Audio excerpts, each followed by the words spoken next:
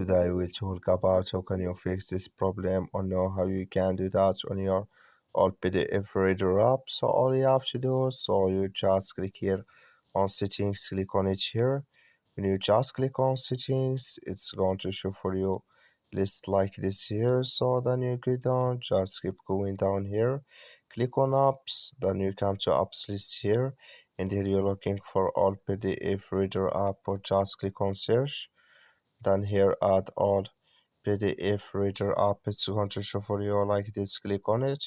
So then it's going to take you to this list, click here on for stop, then you click on OK.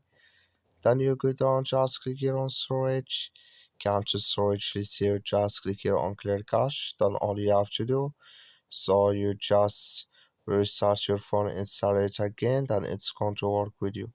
That's all you have to do. Thank you for watching. Don't forget to support us by liking and subscribe.